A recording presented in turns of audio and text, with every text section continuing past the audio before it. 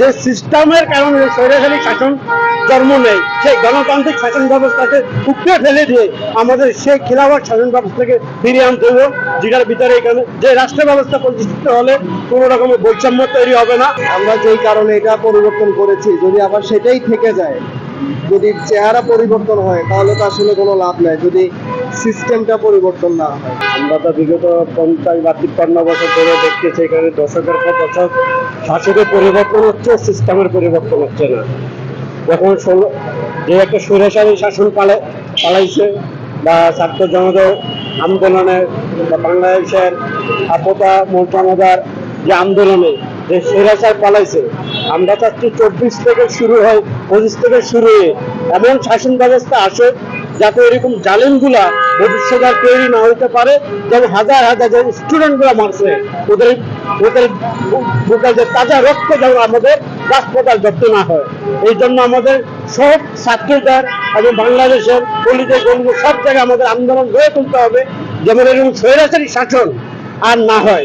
যেই কারণে যে সিস্টেমের কারণে স্বৈরাচারী শাসন জন্ম নেয়, সেই গণতান্ত্রিক শাসন ব্যবস্থাকে উপড়ে ফেলে দিয়ে আমাদের সেই খিলাফত শাসন ব্যবস্থাকে ফিরিয়ে আনতে হবে, যেটার ভিতরে এখানে যে রাষ্ট্র ব্যবস্থা প্রতিষ্ঠিত হলে কোনো রকমের বৈষম্য তৈরি হবে না।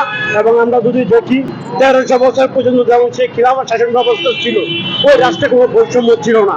এখানে হিন্দু, খ্রিস্টান, বৌদ্ধ, মুসলিম সবাই যার যার মতন করে বসবাস করতে পারবে। তাহলে আমরা প্রতিষ্ঠার শুরু থেকে এমন বাংলাদেশ গড়তে চাই যে বাংলাদেশে কোনো ফ্যাসিবাদী শাসন ব্যবস্থা থাকবে না। 2025 থেকে আমরা আশা করতেছি যেমন এরকম স্বৈরাচারী কোনো শাসন ব্যবস্থা আমাদেরকে যেন আর সামনে দিনগুলোতে অপেক্ষা করতে না হয়। আমাদের স্টুডেন্টদের পার্সপেক্টিভ থেকে দেখেন, তাহলে তো একটা সফলতাপূর্ণ বছর, মানে একটা সফলতা আসছে, একটা দেশের দীর্ঘদিনের স্বৈরাচার আমাদের কাছ থেকে বিদায় নিয়েছে। তো এখন কথা হচ্ছে যেটা সঠিক পরিবর্তন, এই পরিবর্তনটা যদি আসে তাহলে হচ্ছে এই সফলতা পূর্ণতা পাবে আর কি। কারণ আমরা যেই কারণে এটা পরিবর্তন করেছি, যদি আবার সেটাই থেকে যায়, যদি চেহারা পরিবর্তন হয়, তাহলে তো আসলে কোনো লাভ নাই যদি সিস্টেমটা পরিবর্তন না হয়। আমরা আন্দোলন তো করেছিলাম বৈষম্য ঘটানোর জন্য। আমরা তো মোটামুটি হয়তো খুব অল্প শতাংশ আমরা সফলতা পেয়েছি।